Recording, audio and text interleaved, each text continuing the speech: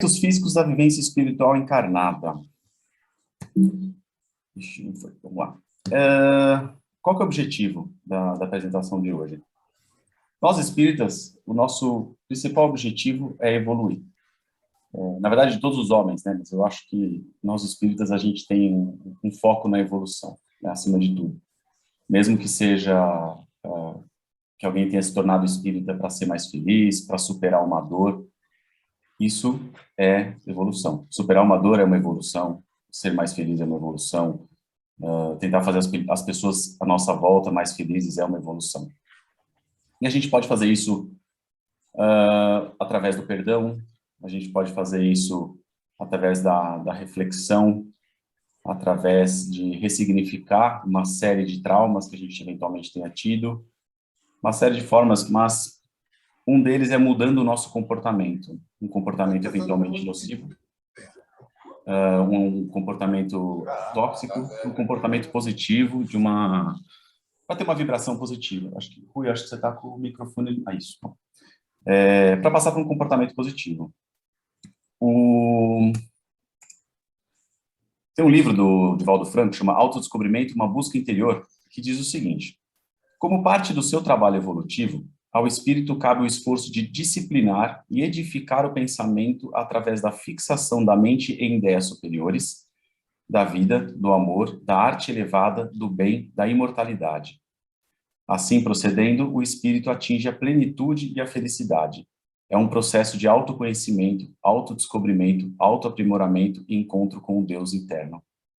Nós temos, toda sexta-feira, uma série de palestras aqui, do Luiz, do Jean, do Marcelo, do Glauber, e todos eles, através do nosso manual de instrução, né, que é a doutrina espírita, fazem uma série de reflexões justamente sobre o nosso comportamento, como que a gente pensa, como que a gente vibra, como deveríamos ser, como não deveríamos ser, o que que a gente faz que é bom, que é ruim, mas e mudar esse comportamento é fácil? Né? O quanto que é difícil a gente acordar no dia seguinte e fazer algo diferente daquilo que a gente está acostumado a fazer. Eu recebi, por exemplo, um texto da minha esposa, acho que umas 2 semanas atrás, pequeno, que fala uma série de coisas que eu li, achei incrível, provavelmente compartilhei com as outras pessoas, achei o máximo, mas aquilo não mudou nada no meu comportamento, eu continuei sendo exatamente a mesma pessoa que eu era. Isso me fez refletir, porque eu falei, poxa, a gente aprende, mas como é que a gente muda? E aí, por acaso, assistindo uma live de uma autora que escreveu um livro que chama Liderança Tóxica, ela começa a abordar aspectos da neurociência. E eu tenho lido muita coisa sobre neurociência ultimamente, e a neurociência ela é uma ciência como outra qualquer, que estuda o cérebro. Isso é muito interessante porque nós somos espíritos encarnados e nós temos uma relação direta com o nosso corpo.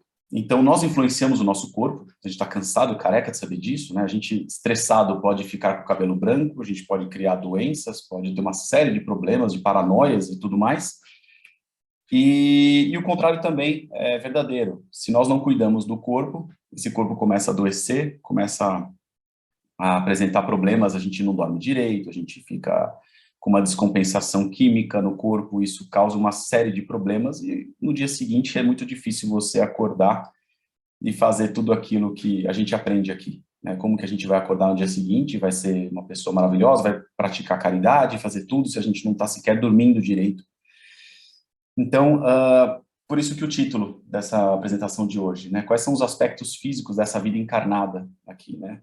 Como que a gente lida com essa experiência? Como que a gente faz para entender o cérebro, essa máquina humana, e tentar reprogramar ela de forma que a gente consiga trazer um benefício para a gente, para conseguir atingir esses objetivos que a gente vê aqui sempre. E aí, eu vou simplificar bem aqui, prometo que eu não vou complicar. Vamos dividir o cérebro em 3 partes. O córtex cerebral é onde a gente raciocina, é onde a gente faz o pensamento analítico, que a gente processa, que a gente, enfim, tenta racionalizar as coisas. Essa parte do cérebro que fica aqui na frente, ela consome muita energia, tá? Aí tem a parte límbica do cérebro que cuida da emoção, cuida das sensações, e, aliás, cuida provavelmente de 99% das decisões que nós tomamos, né? A parte límbica do cérebro acho que todas as decisões que a gente toma emocionalmente, e o córtex cerebral é o advogado do límbico, né? Ele fica tentando justificar o porquê que você está tomando aquela decisão de uma forma racional, né? Ele racionaliza, como a gente fala, mas quem toma a decisão mesmo é o límbico. É como quando a gente compra alguma coisa que a gente não precisa e a gente fica justificando por que a gente precisa daquilo. É mais ou menos isso. E o cérebro reptiliano, aqui é aquela parte do instinto, quando alguma coisa acontece e você precisa agir rápido, é essa parte que age. Você não tem tempo para calcular, para pensar, para fazer 1000 processamentos, não. Você usa o cérebro reptiliano. E essa parte do cérebro, ela é onde ficam os nossos hábitos, justamente onde ficam esses comportamentos que fazem com que a gente haja no automático, né? E essa parte do cérebro, ela consome muito pouca energia. Então, por isso que ela é vital. Porque conforme nós fomos evoluindo, hoje a comida é algo que a gente tem de sobra. Mas antigamente não era bem assim. Então, o corpo tentava economizar energia, o cérebro principalmente, porque o cérebro consome bastante energia. Então, essa parte reptiliana, onde a gente faz as coisas no automático, consome muito pouco. Quando você dirige, por exemplo, automaticamente, é a parte reptiliana que você está usando, porque você já está tão habituado a fazer aquele ato que ele se torna algo automático. A doutora Gemma, ela fez uma pesquisa e concluiu que 85% em média do nosso tempo, a gente age nesse piloto automático.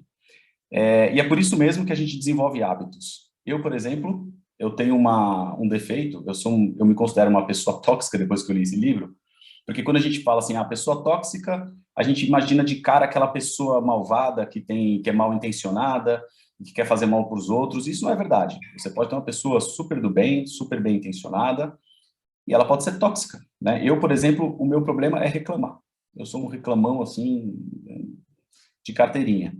Eu tenho uma hérnia nas costas que às vezes me ataca e eu fico, ai minhas costas, ai minhas costas, ai minhas costas. Aí minha mulher fica falando assim, meu Deus do céu, ele vai começar a reclamar das costas agora. E eu, no lugar dela, acho que eu ficaria louco, porque quem está em volta de uma pessoa que reclama muito, é muito difícil. Você começa a liberar essas toxinas no ar, você começa a tornar o ambiente mais pesado. Chega num ponto que é um hábito tão automático que um dia eu sentei, desculpa, um dia eu sentei e falei, ai, minhas costas. Aí eu parei para pensar, falei, meu Deus, minhas costas não tá doendo e eu reclamei do mesmo jeito. Já tornou um hábito aquilo. E aí, a gente fica pensando como é que a gente faz para resolver isso, né? E aqui tem um cientista que chama David Rock, que ele diz que a gente tenta mudar esses hábitos da maneira errada. Isso baseado justamente no estudo da neurociência, que começou a trazer, nos últimos 5 anos, essa ciência evoluiu muito e começou a trazer muita informação, principalmente para o mundo corporativo, no ponto de vista de como você lidera as pessoas, da onde vem a motivação, né? A motivação extrínseca, que é aquilo que vem de fora, ou a motivação intrínseca, que é aquela que vem de dentro, que a pessoa faz porque ela gosta, ela sente que é um desafio, ela tem vontade de fazer. E esse estudo evoluiu muito. E ele falou que é quase impossível a gente eliminar um hábito que a gente tem, principalmente se for um hábito antigo que já está incorporado no reptiliano. Ele diz aqui, né, que é quase como tentar acabar com o Grand Canyon, né, que é algo muito, muito sólido. E o mais engraçado é que quando a gente tenta fazer isso, quando a gente para refletir sobre aquilo que está fazendo errado, poxa, eu estou toda hora reclamando, eu preciso parar de sentar e reclamar, e fico refletindo sobre isso, eu só pioro a situação. Porque eu crio conexões neurais de outras áreas do meu cérebro com aquele hábito, e eu torno aquilo pior ainda, né?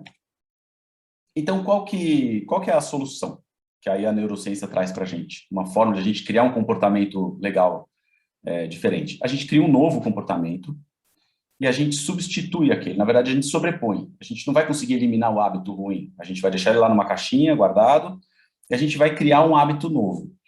Eu vou dar um exemplo aqui para vocês do caso do Michael Phelps, que é aquele nadador, né? Todo mundo aqui deve conhecer. Claro que ninguém no Caritas aqui vai se tornar um medalhista, né, olímpico, um atleta olímpico, não é essa a intenção, mas é para vocês entenderem, num caso extremo, como que isso funciona. Bom, o Michael Phelps, ele bateu 39 recordes mundiais, ele realmente é uma sumidade, né, como atleta, é uma coisa impressionante o que ele ganhou de medalha, que a maioria das pessoas pode pensar assim, ele tinha uma vocação nata, ele desde que cresceu, sei lá, era uma pessoa muito focada e tudo mais, e não foi essa a verdade. Quando ele tinha 7 anos, ele era super hiperativo, e a mãe dele colocou ele na aula de natação. E aí ele teve um técnico, ele teve a sorte de ter um técnico que, nossa, o cara era um guru, né? Que percebeu que ele tinha um porte de campeão, ou seja, ele tinha o tronco alongado, as pernas curtas e a mão grande. Ele falou, pô, esse cara tem o corpo ideal para ser campeão. Só que ele era muito emotivo, esse menino. E a emoção é muito complicada, porque antes da prova, ele começava a ficar ansioso, ele começava a ficar com medo, qualquer problema assim, e aquilo atrapalhava pra caramba, porque o límbico do cérebro dele começava a tomar conta da situação e ele não conseguia nadar direito, porque você tem que ter uma concentração ferrenha para poder imagina ir para a piscina e voltar 4 vezes, né, para fazer lá os seus 400 metros. Você não pode estar lá preocupado com qualquer coisa, você tem que simplesmente estar focado. Então, o que ele fez? Ele comprou um livro de relaxamento, deu para a mãe e falou assim, olha, faz esse relaxamento com ele à noite, que era um relaxamento simples de estender o músculo, tensionar o músculo, depois relaxar o músculo e tudo mais, para ele dormir melhor, dormir mais calmo. Ele acreditava que isso ia deixar ele mais calmo no dia seguinte. E aí ele gravou uma fita que ele colocava no fone de ouvido, onde dizia que ele ia pular na piscina e falava tudo o que ele ia fazer na piscina. Era a rotina dele na piscina. Ele falou, você está nadando, você está dando braçada assim, assim, assado, você está respirando de tal jeito, você está tranquilo. E eu não tive acesso exatamente ao conteúdo todo da fita, mas era uma fita que dava a rotina da competição que ele ia fazer. E ele falou, olha, você escuta essa fita antes de dormir e de manhã. Antes de dormir e de manhã. Ele começou a fazer isso. O que ele estava criando? Ele estava criando um hábito novo. E esse hábito se tornou algo tão introjetado nele que foi para a parte reptiliana do cérebro dele. E isso foi fantástico, porque quando ele pulava na piscina, antes até de pular na piscina, o técnico chegava para ele e falava assim, coloca a fita. E aí ele criou um gatilho mental. Né? Antes de fazer a prova, ele subia naquele bloco, né, onde eles saltam, aí ele descia, aí ele balançava o braço 3 vezes e subia de novo. Quem olha acha que aquele é um tique nervoso, que nem o Nadal. Nadal, que é o jogador de tênis, antes de ele fazer qualquer saque ou começar a jogar, ele vai lá, coça a cabeça, puxa o shorts do bumbum, coça a orelha, tem todo um tique nervoso lá, que todo mundo fala, nossa, tem um tique nervoso. Não, não é. Ele está ativando uma programação mental. E ele é um cara fantástico também no jogo de tênis. Né? Ele tem uma concentração absurda, ele pode estar perdendo um monte, que ele não se abala, ele continua jogando bem, e é mais ou menos o que acontece aqui com o Phelps. Então ele faz isso e fala, coloca a fita. E aí ele pula na piscina e faz exatamente aquilo que está programado. Ele usa a parte reptiliana do cérebro dele, consome muito pouca energia, ou seja, toda a energia fica para a parte física dele mesmo, para nadar. E ele não precisa pensar, não precisa raciocinar, ele não se emociona, porque ele está cansado de fazer aquilo, virou um hábito natural aquilo lá. Aí, teve uma vez que ele pulou na piscina e aconteceu algo diferente. Começou a embaçar o óculos dele, começou a entrar um pouquinho de água, ele não sabia se era de cima, se era de baixo, e quando você está nadando numa piscina olímpica, embaixo tem algumas marcações, que a cada 25 metros, se não me engano, para ele saber onde que está, para saber se na hora que ele vai ter que fazer aquela voltinha, né, para poder voltar. E aí o óculos foi embaçando, foi embaçando, foi embaçando. O que aconteceu? O técnico dele, que era um cara fantástico pelo jeito, né, sabia que isso era algo que poderia acontecer. Provavelmente é um problema que os nadadores profissionais têm, e isso deixa todo mundo desesperado, porque você não enxerga, você não sabe onde você está, aí a parte límbica começa a ficar preocupada, o córtex começa a raciocinar, começa a ficar aquela bagunça toda, o cara já não sabe mais onde ele está, enfim, a pessoa se desestabiliza, prejudica bastante o desempenho. No caso dele, o técnico, prevendo isso, treinou ele para poder nadar no escuro. Então, e ele fez isso várias vezes. Então, quando ele fez a terceira virada e estava indo para a última reta, o óculos dele entrou água completamente, ele não enxergava mais nada. O que ele fez? Ele trocou a fita. Ele falou, bom, então vamos para o modo cego. Entrou no modo cego e começou a seguir aquele padrão dentro do reptiliano dele, exatamente como já estava cansado de fazer. Chegou no final, sempre tem um erro aí de umas 2, 3 braçadas, né, porque nunca é exatamente idêntico. Ele começou a escutar o pessoal gritando, todo feliz, o pessoal gritando que alguém estava chegando na linha de chegada, ele não sabia se era ele, quem era, e no final, quando ele chega, ele sai da piscina e olha, com a cabeça para fora, ele vê que ele bateu o recorde mundial naquele dia, ou seja, ele bateu o recorde olímpico sem enxergar nada, né? Olha que coisa fantástica. porque ele conseguiu reprogramar o cérebro dele. Ou seja, olha a ferramenta que a gente tem quando a gente consegue entender como o cérebro funciona, quando o nosso corpo funciona e começa a usar isso a nosso favor.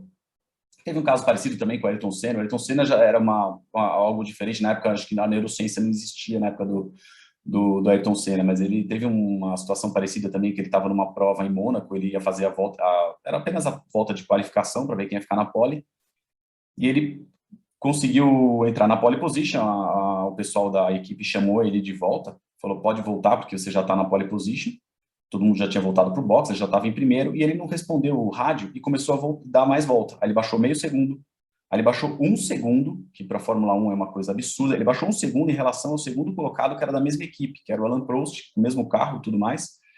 Aí ele continuou correndo, ele falou assim que foi uma experiência mística na vida dele, que ele falou que melhor que aquilo era impossível. Ele entrou num túnel e ele simplesmente ele não sabe explicar o que aconteceu, mas o vídeo é muito emocionante de assistir. E ele foi aperfeiçoando, até que ele conseguiu ficar 1 segundo, ponto 47 mais rápido que o segundo colocado, que era assim um recorde de longe absurdo em Mônaco. E aí ele nem sabe como que conseguiu fazer isso, mas ele tinha realmente um treino muito forte mental. Então, o quanto que a nossa mente é capaz, né? O quanto que é importante o quanto que isso afeta na nossa vida.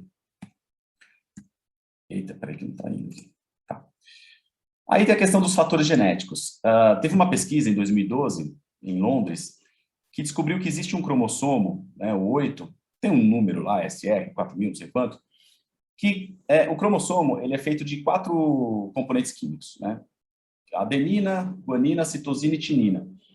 Tudo bem, isso não vai cair na prova, tá, pessoal? Mas são quatro componentes e eles têm combinações entre eles. Então, você pode ter adenina, guanina, guanina não sei o quê, tem várias possibilidades. E uma das possibilidades, se não me engano, acho que era adenina, ele aumentava a chance de uma pessoa assumir um cargo de liderança numa empresa em 50%. Poxa, então, o fator genético tem influência? Tem influência. Uma combinação um pouco diferente desse mesmo cromossomo já aumentava em 40% e o outro 30%. Ou seja, não é que você tendo esse cromossomo, você tem 50% de chance de assumir o cargo de liderança. Não, mas em estando, sei lá, vamos supor que você tem uma chance de 5, você vai ter 50% a mais se alguém tiver uma chance de 5 também e o cromossomo dele for diferente. Então, o estudo era mais ou menos assim. Só que eles viram também que o ambiente e a cultura em que a pessoa está inserida também era responsável pela influência do comportamento. Mas o foco dessa pesquisa era só no cromossomo e não no ambiente e na cultura.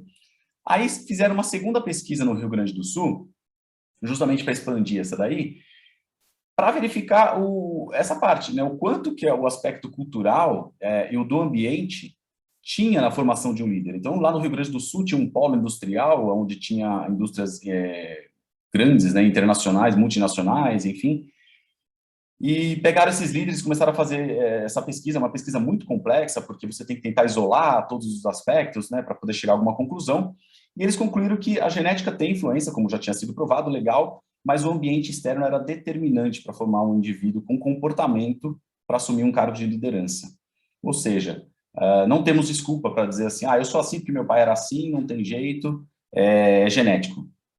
Pode ser genética, pode ter uma tendência, mas a gente pode mudar nosso comportamento? Pode.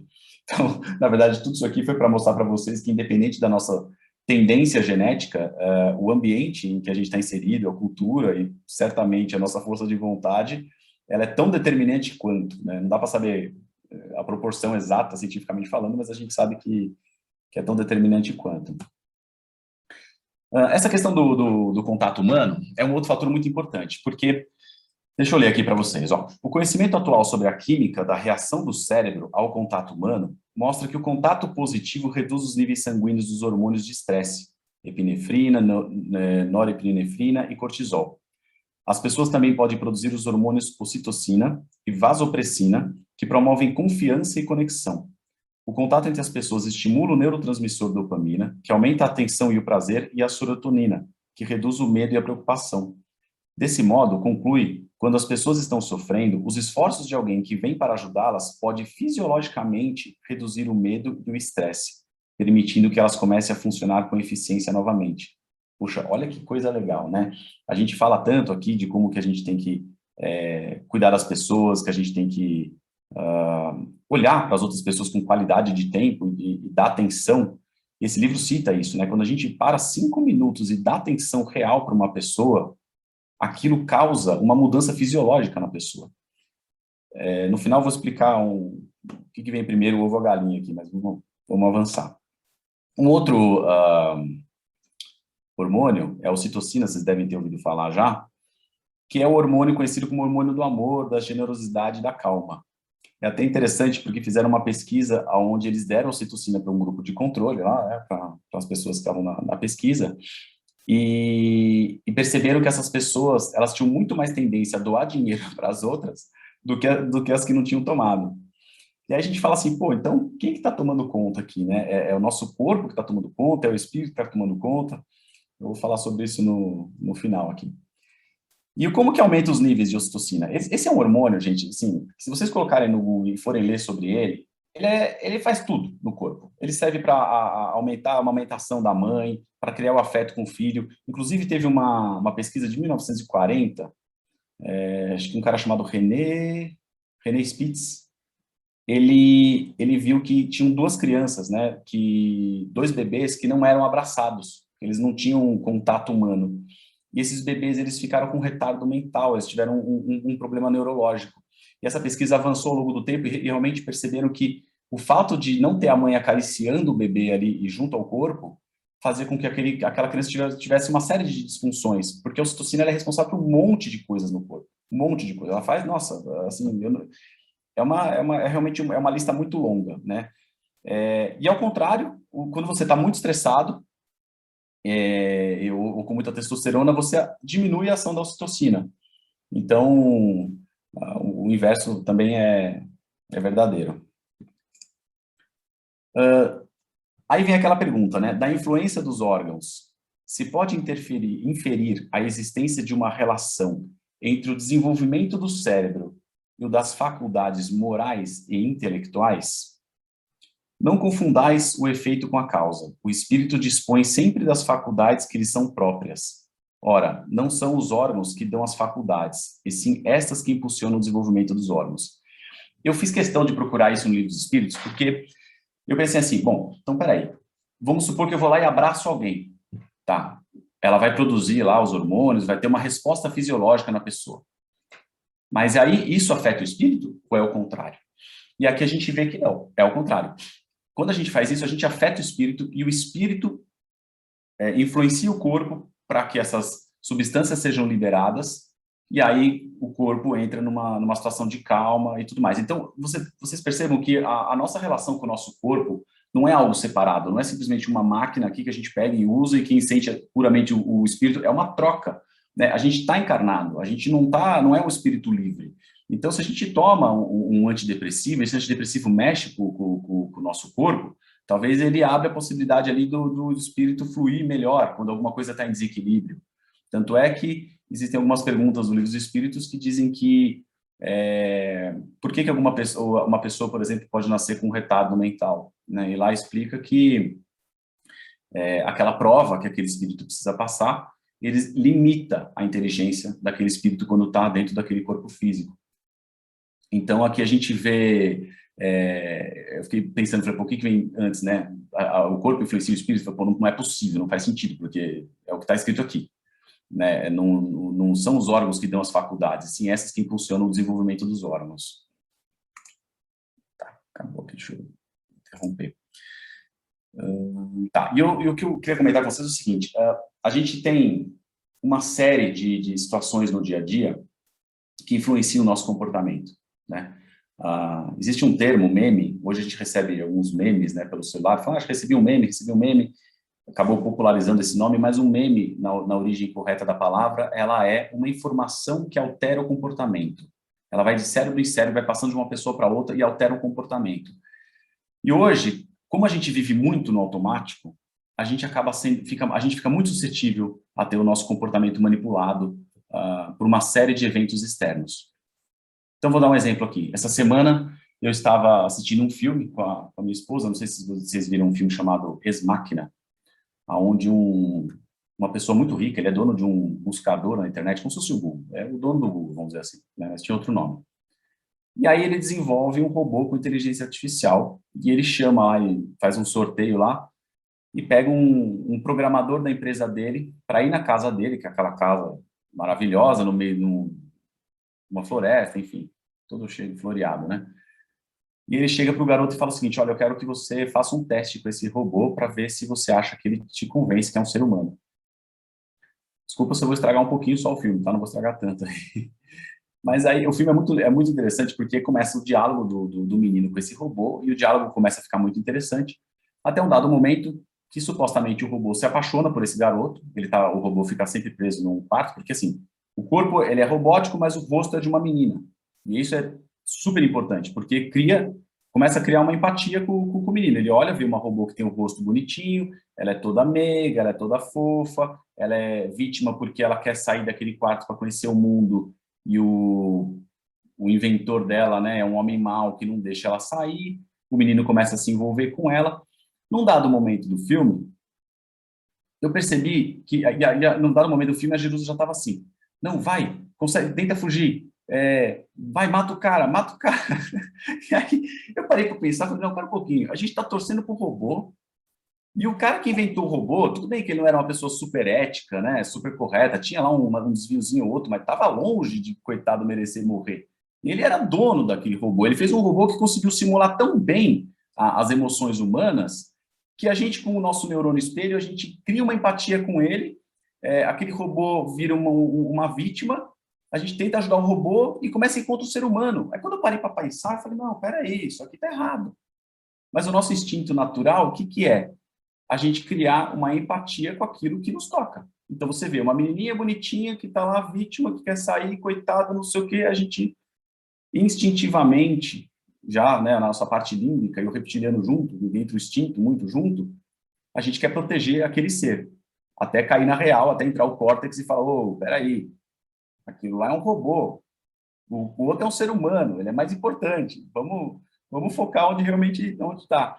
Então, quantas vezes durante o dia isso não acontece com a gente age no automático, a gente tem uma resposta emocional a respeito de alguma coisa, porque a gente age no automático. Imagina, 85% do tempo no automático é muita coisa. Então, a gente tem uma riqueza de informação aqui no Caritas muito grande com tudo que a gente aprende. O Evangelho e o Livro dos Espíritos, para mim, é um manual de instrução da vida. Só que, você vê, o Manuel contou aquela história, a moça teve 86 vidas, né? Acho que ninguém dormiu direito, né, Manuel, depois daquilo, porque a moça estava lá cheia de problema, toda perturbada, e foram 86 vidas. Eu estou torcendo para estar na minha 150ª vida, porque senão tem muita coisa, né? Senão vai ter muita coisa para fazer ainda. E olha quantas vidas não demorou para ela conseguir mudar o comportamento. Hoje a gente tem acesso ao manual de instrução que diz: olha, é só ser assim, ser assado, fazer assim, fazer assado. E aí, para fazer? E para mudar esse comportamento? Então, daí que eu acho que uma das formas é a gente continuar estudando. O Luiz mandou um vídeo essa semana muito interessante, aquele Como Envelhecer, excelente vídeo, quem não viu, veja, mandou no WhatsApp. E a moça fala que uma das melhores formas de você evitar uma demência, um Alzheimer, é você colocar o cérebro para funcionar. Corpo físico, claro, com certeza também, exercício, isso sem dúvida, mas criar redes neurais, aprender, né? Então, a gente começar a estudar como que a gente vai fazer para mudar o nosso comportamento, como que a gente acelera essa evolução. Porque o que tem que fazer, a gente está escutando aqui, tem um monte de reflexão legal para fazer. Agora, para acordar no dia seguinte e fazer tudo diferente, a gente precisa saber como que reprograma essa máquina. Então, hoje, eu acho que eu consegui trazer um pouquinho aí de como que a gente insere um novo hábito na nossa vida, como que a gente cria um novo automático, um automático que seja aquele automático que a gente tanto deseja. É isso, gente. Espero que tenha sido legal.